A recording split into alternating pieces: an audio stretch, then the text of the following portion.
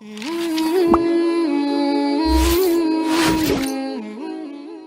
الحمد لله نحمده ونستعينه ونستغفره ونعوذ بالله من شرور أنفسنا ومن سيئات أعمالنا من يهده الله فلا مضل له وما يضلل فلا هادي له أشهد أن لا إله إلا الله وحده لا شريك له وأشهد أن محمدا عبده ورسوله لا نبي ولا رسول بعده قال الله تعالى في كتابه الكريم يا أيها الذين آمنوا اتقوا الله حق تقاته ولا تموتن إلا وأنتم مسلمون وقال أيضا يا أيها الناس اتقوا ربكم الذي خلقكم من نفس واحدة وخلق منها زوجها وبث منهما رجالا كثيرا ونساء واتقوا الله الذي تساءلون به والأرحام إن الله كان عليكم رقيبا وقال جل وعلا يا أيها الذين آمنوا اتقوا الله وقولوا قولا سديدا يصلح لكم أعمالكم ويغفر لكم ذنوبكم ومن يطع الله ورسوله فقد فاز فوزا عظيما أما بعد فإن أصدق الحديث كتاب الله وخير الهدي هدي محمد صلى الله عليه وسلم وشر الأمور محدثاتها وإن كل محدثات بدعة وكل بدعة ضلالة وكل ضلالة في النار. Jamaah Jumat rahimani wa rahimakumullah. Sungguh banyak nikmat yang telah Allah Subhanahu wa taala berikan kepada kita. Dan di antara nikmat Allah Subhanahu wa taala yang paling besar adalah nikmat iman dan nikmat Islam. Maka sudah menjadi tugas bagi kita, sudah menjadi kewajiban bagi kita untuk senantiasa mensyukuri hal itu dan juga meningkatkan ketakwaan kita kepada Allah Subhanahu wa taala. Kemudian salawat dan salam semoga tercurah kepada Nabi besar kita, kepada suri tauladan kita, kepada sosok yang akan membuka pintu surga di akhirat kelak, yakni Nabi Muhammad sallallahu alaihi wasallam beserta keluarganya, para sahabatnya dan juga orang-orang yang mengikuti jejak mereka dengan baik hingga akhir zaman nanti insyaallah.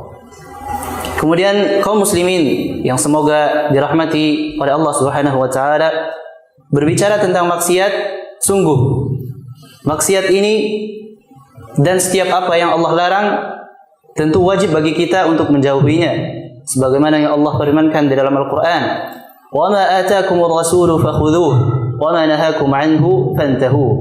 Apa saja yang telah diberikan oleh Rasul kepada kalian, maka lakukanlah.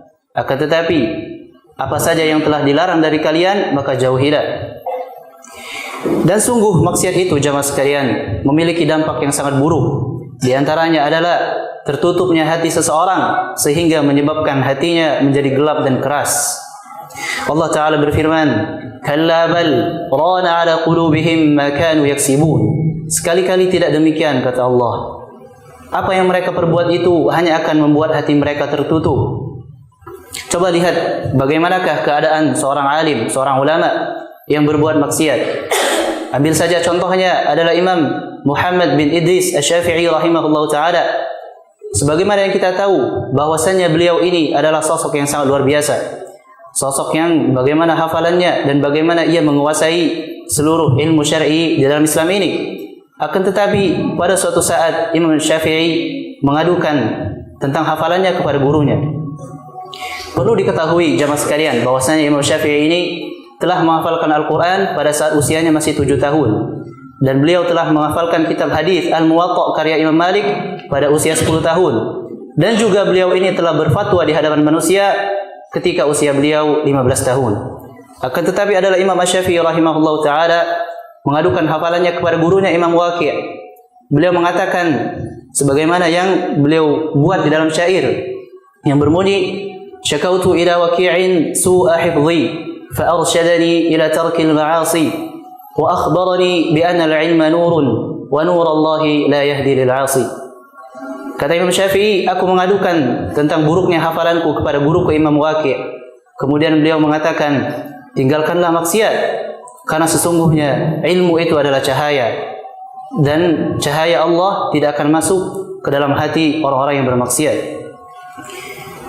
Lihatlah, ini adalah salah satu contoh bagaimana maksiat itu berefek kepada seseorang, bahkan seorang yang alim sekalipun.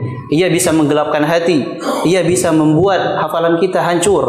Dan berbeda kalau misalkan seseorang sudah menganggap tidak sholat atau memakan riba atau syirik adalah suatu hal yang biasa, maka tentunya ia akan menganggap semua itu biasa dan juga menyebabkan hatinya tidak memiliki kepekaan terhadap iman sehingga ia menganggap dosa sebagai suatu hal yang biasa. Na'udzubillah. Maksiat ini, jamaah Jumat rahimani wa rahimakumullah, bisa dilakukan terang-terangan dan bisa juga dilakukan secara sembunyi-sembunyi. Sebagaimana dari hadis, di dalam hadis yang diriwayatkan oleh sahabat yang bernama Thauban radhiyallahu anhu, bahwasanya Nabi sallallahu alaihi wasallam bersabda, "Sungguh aku mengetahui suatu kaum dari umatku." Suatu kaum dari umatku, kata Nabi. Jadi umatnya Nabi Muhammad sallallahu alaihi wasallam. Mereka itu pada hari kiamat nanti datang membawa amal kebaikan sebesar gunung Tihamah. Sebesar gunung yang sangat besar.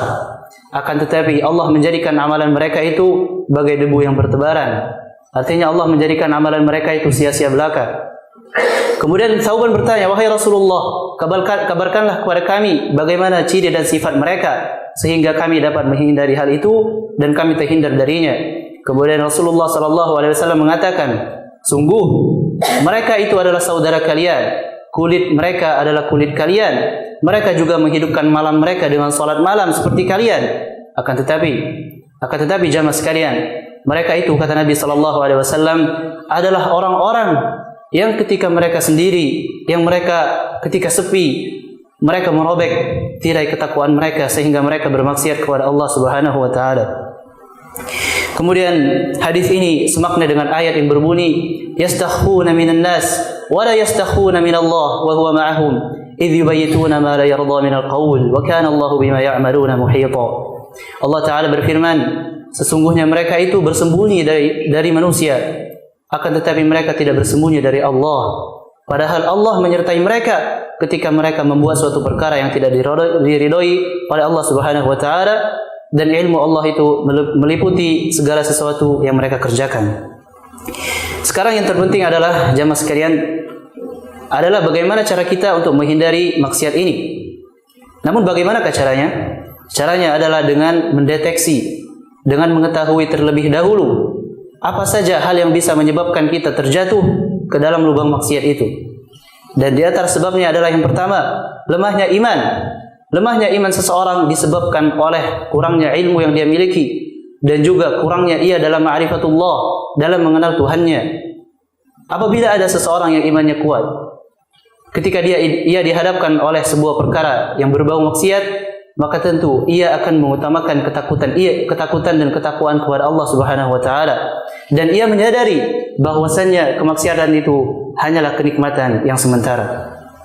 Kemudian sebab yang kedua yang menjerumuskan seseorang ke dalam maksiat adalah teman bergaul yang buruk. Dari Abu Hurairah radhiyallahu anhu, Nabi sallallahu alaihi wasallam bersabda, "Al-mar'u 'ala dini khalilih, falyanzur ahadukum man yukhalil." Bahwasanya seseorang itu akan mengikuti kebiasaan dari teman baiknya atau sahabat karibnya. Sehingga kata Nabi sallallahu alaihi wasallam, hendaklah seseorang di antara kalian itu melihat siapa yang menjadi teman baiknya. Karena agama seseorang mengikuti agama teman baiknya. Karena banyak jamaah sekalian kejadian bagaimana maksiat itu dilakukan oleh seseorang bukan karena keinginannya sendiri, akan tetapi karena pengaruh dari teman yang buruk. Adapun sebab yang ketiga yang menjerumuskan seseorang ke dalam maksiat adalah pandangan yang begitu bebas, pandangan yang tidak ia tundukkan, karena sesungguhnya dari pandangan inilah panah iblis mulai dimainkan olehnya. Makanya Allah Ta'ala berfirman dalam Al-Quran, "Qul lil mu'minin yaghuddu min absarihim wa yahfadhu furujahum, dzalika azka lahum, innallaha khabirun bima yasna'un." Kata Allah Ta'ala, katakanlah kepada laki-laki yang beriman, hendaklah mereka itu menjaga pandangan mereka dan juga menjaga kemaluan mereka. Sungguh hal itu lebih baik dan lebih suci bagi mereka, dan Allah Maha mengetahui apa saja yang mereka perbuat. Dan juga dari Jarir bin Abdullah radhiyallahu anhu, beliau ini pernah bertanya kepada Nabi sallallahu alaihi wasallam. Beliau mengatakan, sa'altu Rasulullah sallallahu alaihi wasallam an nadhar al-fuja'ah fa'amarani an asrif basari. Jarir mengatakan, aku pernah bertanya kepada Nabi sallallahu alaihi wasallam tentang pandangan yang tidak disengaja atau pandangan yang sesaat. Akan tetapi Nabi Muhammad sallallahu alaihi wasallam tetap memerintahkan beliau untuk mengalihkan pandangannya. Ini adalah tanda jamaah sekalian bahwasanya pandangan adalah awal dari segala sesuatu. Sebagaimana yang sering kita dengar, dari mata turun ke hati, dari pandangan menjadi syahwat yang ada di dalam hati. Kemudian sebab yang keempat adalah banyaknya waktu luang, waktu kosong yang tidak dimanfaatkan dengan baik. Sebagaimana yang dikabarkan oleh Nabi sallallahu alaihi wasallam di dalam sebuah hadis yang berbunyi, "Ni'matani maghbunun fihima katsirun minan nas, as-sihhatu wal faragh." Ada dua nikmat yang mana manusia itu sering tertipu di dalamnya, yaitu nikmat kesehatan dan juga nikmat waktu luang. Di dalam dua keadaan inilah manusia itu seringkali bermaksiat kepada Rabb-Nya. Ketika ia sehat, ketika ia lapang, ia bermaksiat kepada Tuhannya. Akan tetapi ketika ia sakit dan ketika ia merasakan kesempitan, barulah ia mengingat Rabb-Nya. Na'udzubillah. Kemudian sebab yang kelima jamaah sekalian, yang memasukkan orang ke dalam jurang maksiat adalah bermudah-mudahan dalam yang haram. Menganggap sebuah perkara yang haram sebagai perkara yang biasa, sehingga hatinya tidak memiliki kepekaan lagi, sehingga hatinya menganggap sesuatu yang salah sebagai sesuatu yang benar. Dan ini adalah hal yang patut untuk kita hindari jamaah sekalian. Kemudian sebab yang keenam adalah dekat dengan tempat-tempat yang dapat membangkitkan syahwat seseorang. Contohnya adalah duduk di pinggir jalan. Sebagaimana yang dikabarkan oleh Nabi sallallahu alaihi wasallam dalam sebuah hadis, yaitu yang diriwayatkan oleh Abu Sa'id Al-Khudri radhiyallahu anhu, bahwasanya Nabi mengatakan, "Janganlah kalian duduk-duduk di pinggir jalan." Kemudian para sahabat mengatakan, "Wahai Rasulullah, kami duduk di sini hanya untuk bercengkrama saja, hanya untuk bergaul saja, dan ini merupakan kebiasaan kami." Akan tetapi Nabi mengatakan, kalau begitu, kalau kalian tidak ingin meninggalkan majlis ini di pinggir jalan ini, maka hendaklah kalian memberikan hak untuk jalan itu. Kemudian para sahabat menanyakan, "Wahai Rasulullah, apa saja hak jalan yang dapat kami penuhi?" Beliau mengatakan, yang pertama adalah menjaga pandangan. Yang kedua, menghilangkan gangguan dari jalan.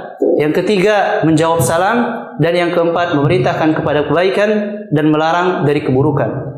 Demikian khutbah pertama ini. Aqulu qawli hadza wa astaghfirullah li wa lakum innahu huwal ghafurur rahim. أحمد ربي وأشكره أشهد أن لا إله إلا الله وحده لا شريك له وأشهد أن محمدا عبده ورسوله لا نبي ولا رسول بعده اللهم صل على محمد وعلى آل محمد كما صليت على إبراهيم وعلى آل إبراهيم إنك حميد مجيد يا أيها الذين آمنوا اتقوا الله وكونوا مع الصادقين. Jamaah salat Jumat yang semoga dirahmati oleh Allah Subhanahu wa taala, kesimpulannya adalah ada 6 perkara yang bisa menyebabkan seseorang itu terjatuh ke dalam lubang maksiat. Yang pertama adalah lemahnya iman. Yang kedua adalah teman yang buruk. Yang ketiga adalah pandangan yang tidak dijaga. Yang keempat adalah waktu luang yang tidak dimanfaatkan dengan baik. Kemudian yang kelima, bermudah-mudahan dalam yang haram. Dan yang terakhir atau yang keenam adalah dekat dengan tempat yang membangkitkan syahwat. Allahumma inni as'aluka fi'lal khairat wa tarkal munkarat. Ya Allah, aku memohon, kami mohon kepadamu agar engkau memudahkan kami untuk mudah melakukan kebaikan dan mudah menjauhi keburukan. Di hari Jumat yang penuh berkah ini, jamaah sekalian, tidak lupa khatib mengingatkan kepada jamaah sekalian untuk senantiasa bersalawat kepada Nabi, karena hal ini merupakan sesuatu yang diperintahkan oleh Allah di dalam kitabnya. Inna Allah wa malaikatahu yusalluna 'alan nabi ya ayyuhalladzina amanu sallu 'alaihi wa sallimu taslima. Allahumma salli 'ala Muhammad wa 'ala ali Muhammad kama sallaita 'ala Ibrahim wa 'ala ali Ibrahim wa barik 'ala Muhammad wa 'ala ali Muhammad kama barakta 'ala Ibrahim wa 'ala ali Ibrahim innaka Hamidum Majid. Allahumma ighfir lil muslimina wal muslimat wal mu'minina wal mu'minat al ahya' minhum wal amwat innaka sami'un qaribun mujibud da'wat. اللهم ألف بين قلوبنا وأصلح ذات بيننا واهدنا سبل السلام ونجنا من الظلمات إلى النور وجنبنا الفواحش ما ظهر منها وما بطن وبارك لنا في أسماعنا وأبصارنا وقلوبنا وأزواجنا وذرياتنا وتب علينا إنك أنت التواب الرحيم واجعلنا شاكرين لنعمتك مثنين بها عليك قابلين لها وأتممها علينا ربنا لا تزغ قلوبنا بعد إذ هديتنا وهب لنا من لدنك رحمة إنك أنت الوهاب اللهم أحسن عاقبتنا في الأمور كلها وأجرنا من خزي الدنيا وعذاب الآخرة اللهم أعز الإسلام والمسلمين وأذل الشرك والمشركين وانصر عبادك الموحدين ربنا آتنا في الدنيا حسنة وفي الآخرة حسنة وقنا عذاب النار إن الله يأمركم بالعدل والإحسان وإيتاء ذي القربى وينهى عن الفحشاء والمنكر والبغي يعظكم لعلكم تذكرون واذكروا الله العظيم يذكركم واشكروه على نعمه يزدكم ولذكر الله أكبر أقيم الصلاة